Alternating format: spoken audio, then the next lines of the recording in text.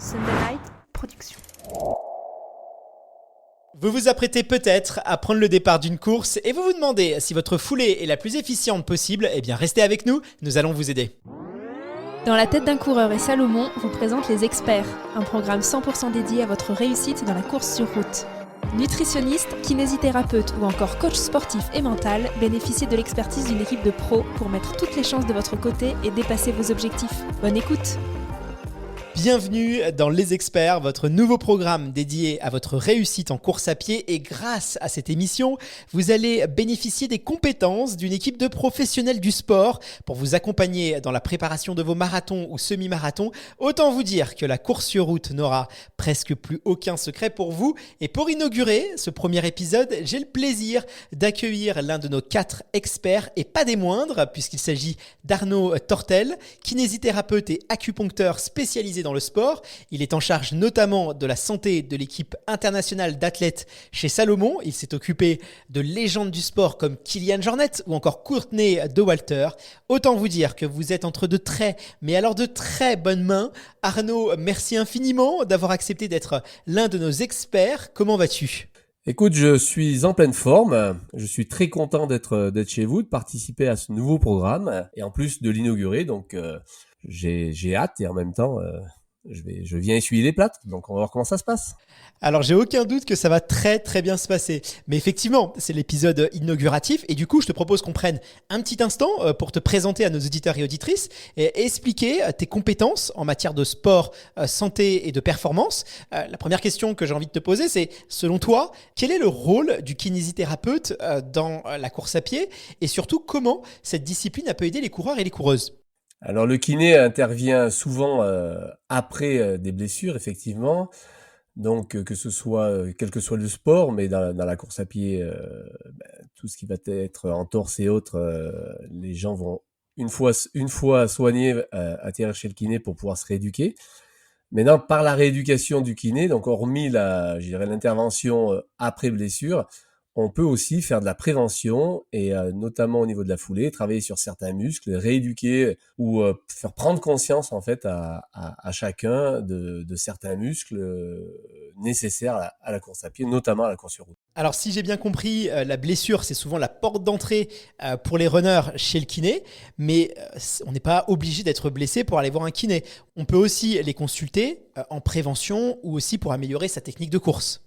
Alors, il faut que la personne soit aguerrie et spécialisée là-dedans, mais effectivement, la prévention, c'est intéressant, notamment quand on arrive à un certain niveau de course et d'heures sur route toutes les semaines.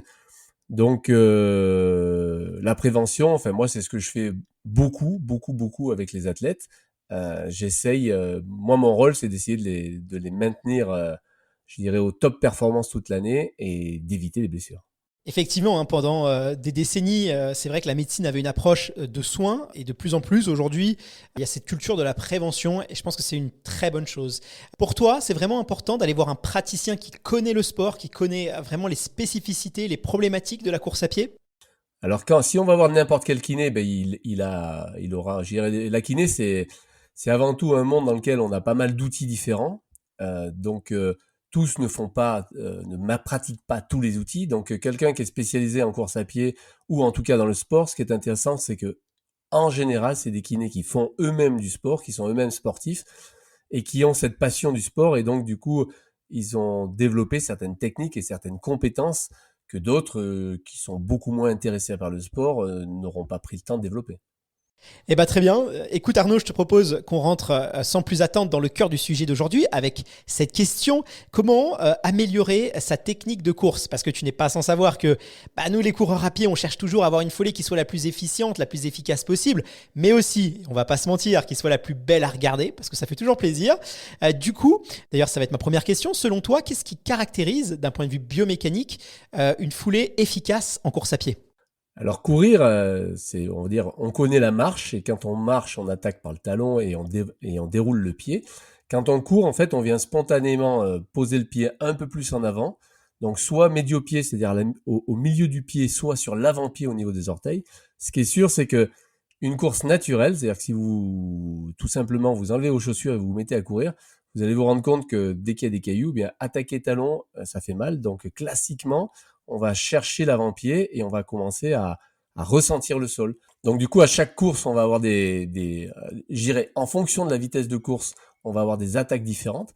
Alors effectivement, en sprint, personne évidemment ne va attaquer par le talon et même par le médio-pied. Il faut vraiment être sur l'avant-pied, avoir une foulée bondissante importante vers l'avant. Donc vraiment déplacer rapidement son poids vers l'avant. Alors que si on fait un 42 km, donc un marathon, on va se retrouver à avoir une foulée beaucoup plus rasante. Et à ce moment-là, on va le voir, mais il y a un peu deux grands typologies selon ce qu'on utilise des muscles qui se situent à l'avant des jambes ou plutôt les muscles postérieurs des jambes.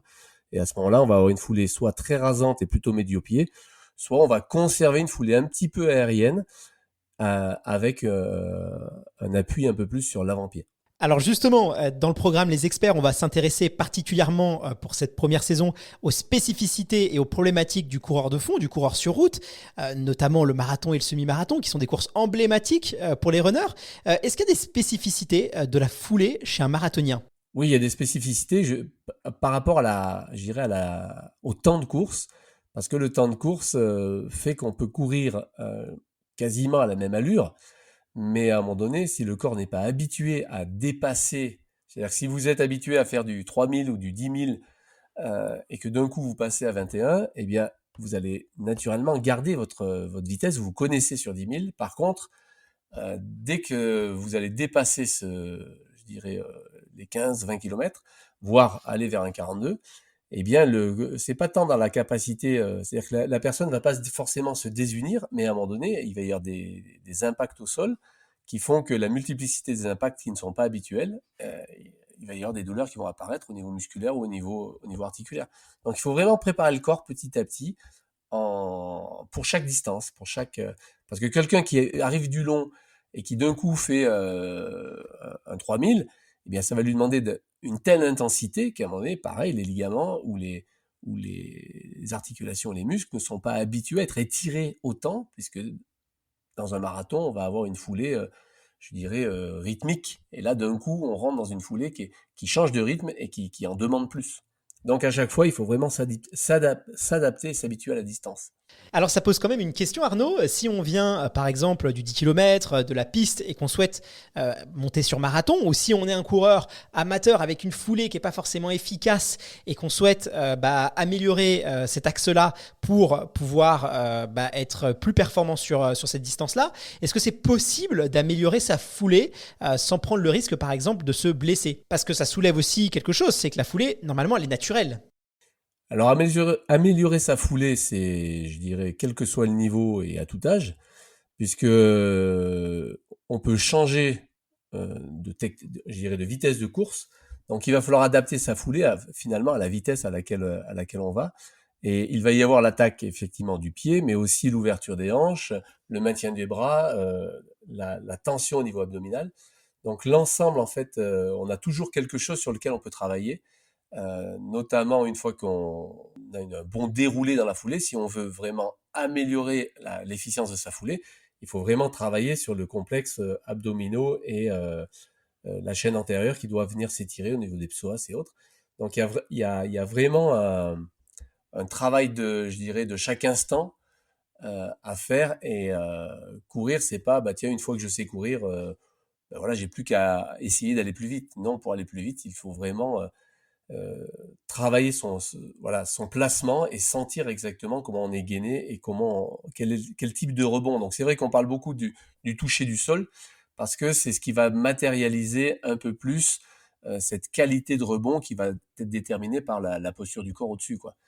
Donc je dirais qu'à tout âge, on peut effectivement, il est nécessaire même de travailler sa foulée, parce que c'est un critère de présence et de qualité. Et du coup, est-ce que c'est des processus longs de vouloir changer sa foulée ? Est-ce que, par exemple, si on a une attaque talon, il suffit de se dire, allez, sur mes prochaines séances, j'attaque médio-pied et ça y est, le tour est joué ? Ou au contraire, c'est des processus qui sont quand même beaucoup plus longs et beaucoup plus progressifs ? Alors c'est forcément assez progressif, notamment quand on débute. C'est-à-dire que quand on débute, on a une petite tendance à attaquer talon et à promener, quoi. Et dès qu'on va commencer à attaquer médio-pied ou avant-pied, naturellement, ça nous fait courir plus vite. Donc, les muscles doivent s'adapter, les impacts, il y a des nouveaux impacts au niveau articulaire. Donc souvent, c'est pour ça que cette progression, elle va se faire sur quelques mois. Et ce qui est nécessaire, c'est que la personne qui débute ou la personne qui change sa foulée, à un moment donné, elle fasse des allers-retours. C'est-à-dire que elle utilise la nouvelle foulée, je dirais, elle se donne un temps, mais quand elle va commencer à sentir la fatigue, c'est-à-dire qu'elle va peut-être courir 20 minutes comme ça, puis d'un coup elle sent la fatigue, elle sent que ça lui est dur, alors plutôt que de se désorganiser au niveau de sa foulée, il vaut mieux revenir à la foulée antérieure, mais beaucoup plus lentement pour se reposer, c'est-à-dire que se dire, bon ben là, je reviens dans mon ancienne manière de courir, mais pour me reposer, et hop, je repars. Et comme ça, petit à petit, bien, on va voir disparaître je dirais la foulée primaire pour développer ensuite une foulée qui devient totalement naturelle. Mais il faut quand même préparer le corps. Le corps va avoir des impacts au niveau articulaire, va travailler, va solliciter des muscles nouveaux qui ne sont pas sollicités à la marche ou si les gens ont juste fait des petits footings de temps en temps. Donc c'est nécessaire, je dirais, d'entraîner le corps. Bien souvent, je vois des gens qui arrivent d'autres sports qui sont, je dirais, cardiaquement et au niveau respiratoire, ils sont forts. Donc ils se disent, ben ouais, je peux aller vite. Ils savent qu'ils peuvent aller vite, mais le problème, c'est qu'ils peuvent aller vite. Ils vont courir relativement vite, mais pas forcément loin et pas forcément longtemps. Et quand ils vont commencer à se désunir, ils vont forcer là-dessus et c'est souvent à ce moment-là que les blessures arrivent. Donc, il faut préparer le corps, quoi. Notamment dès qu'on passe 40, 50, 100 km, c'est un autre monde, 100 km sur route. Il faut vraiment préparer le corps parce qu'il va y avoir, je dirais, des chocs répétitifs. Et donc, il faut vraiment que cette foulée soit adaptée à l'ensemble de ces chocs. Un corps, ça se prépare et il faut quelques mois pour arriver à nos objectifs. C'est pour ça que c'est intéressant d'être suivi soit par des coachs, soit par des kinés, soit par des gens qui sont, je dirais, à même, aguerris de vous permettre de passer ces étapes, quoi. Alors maintenant, je vais te poser une question essentielle. Nous, en tant que coureurs à pied, qui ne sommes pas forcément des experts en matière de biomécanique de course, comment est-ce qu'on peut avoir un regard critique sur notre foulée? Tu sais, nous les coureurs, on est un peu comme ça. Dès qu'on passe à côté en courant d'une glace ou d'une vitrine, on aime bien jeter un petit coup d'œil pour voir si on a une foulée efficace. Mais finalement, en dehors de l'aspect esthétique, on ne connaît pas vraiment les points à observer.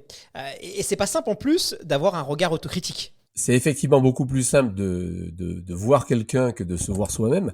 Mais enfin, je dirais pour se voir soi-même, ce qui est important, c'est de savoir si on est plutôt, voir où est-ce que notre pied, je dirais, se pose, c'est-à-dire savoir si on est plutôt sur quelque chose d'antérieur, si on est plutôt sur une foulée plus à plat, voire pour les débutants, il y en a qui vont démarrer tout de suite en attaquant le talon, c'est-à-dire qu'ils vont commencer à courir exactement comme s'ils marchaient.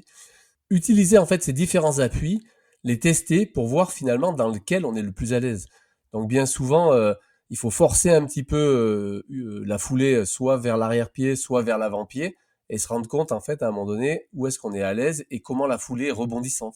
Alors après, il y en a qui ont des foulées plutôt rebondissantes vers le haut et là, il faut qu'ils comprennent effectivement que c'est moins efficient, c'est-à-dire que le but c'est pas de sauter en l'air, c'est vraiment d'avancer et d'aller de l'avant. Et là, à ce moment-là, cette foulée, elle doit avoir ce côté rebondissant, mais avec une notion de relance à chaque pas. Et là, il faut s'observer intérieurement pour voir un petit peu comment on est à l'aise, je dirais, dans cette manière de courir.